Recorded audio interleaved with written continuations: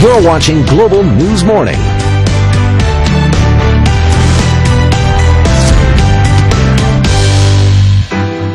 Good morning to you. 8 o'clock here on your Monday morning, August 10th already.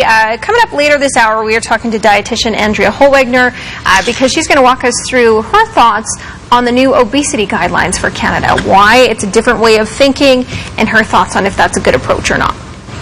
1.9 million people are now classified as severely obese in Canada. New guidelines published by the Canadian Medical Association take a dramatically different approach to tackling the problem. To help us understand this new approach, we are joined by registered dietitian Andrea Holwegner. Good morning to you, Andrea. Good morning. Welcome to my kitchen. Oh, thank you. It's a beautiful kitchen, and I want you to start by walking us through what this new approach is and the approach that doctors will be taking when it comes to treating obesity.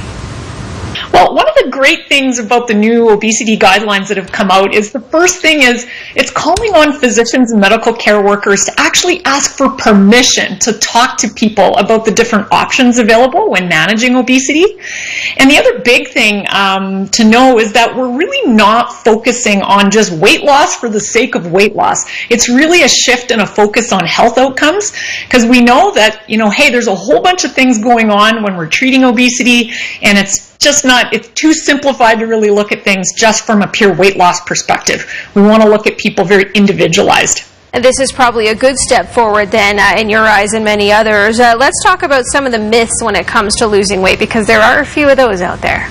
Oh yes, there's a few. So the first myth that oftentimes I would say the diet and the fitness industry continues to perpetuate is that if you eat less and exercise, you can weigh whatever you want. And this is very much a myth. What we know is that there are many more factors that influence our weight above and beyond the calories in and the calories out based perspective. So things like stress levels, how much quality sleep or sleep apnea definitely is influencing why we weigh what we weigh. Our mental health status, medications, our hormones, and of course our genetics and our family history all play a role. So sometimes people can be eating quite well, they can be active, but they may not lose weight because those other factors have a greater pull.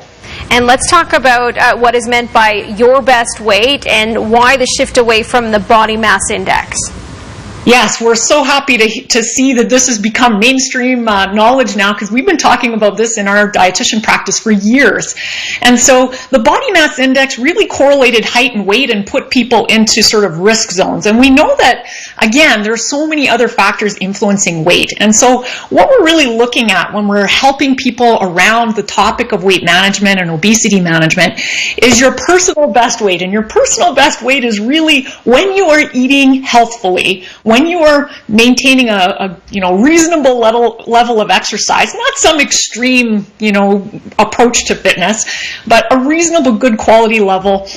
Your sleep and your stress management is looking pretty good. You will weigh your personal best weight. And so in our practice, we talk about living healthfully and living soulfully, and having a balance between both of those. So it's getting enough of those nerdy, nutritious foods, but then also still saving room for our favorite soulful foods such as chocolate or potato chips. It's not about extreme approaches. It's really about, again, individualizing that goal for each particular client. And talk to me about how people can get more information, because I know you dive a lot deeper into it. Yeah, so you can hop on over to our website. It's healthstandnutrition.com. And I put up a blog this morning that dives much deeper into this whole discussion around some of the myths around obesity. And of course, you can link over to the full, total geeky clinical practice guidelines if you want to dive into what's going on in the research. So overall, though, you think this is a step in the right direction and a positive step for Canadians? I do think it's a positive step in the right direction. I'm hoping it becomes more mainstream knowledge for the general public of not just looking at nutrition and exercise as two of the ways to manage obesity, but talking to your physician about some of the other options available. So you're going to see a much more bigger influence on mental health and working with the field of psychology on behavior change. We know in our practice quite often the biggest challenges people have isn't knowledge about what to eat. It's trying to anchor that habit change and that lifestyle change over time. And that's where the field of psychology can be so helpful when we're trying to navigate this. Thanks so much for your time this morning, Andrea. And once again, you can head to healthstandnutrition.com for more from Andrea. Still ahead this morning,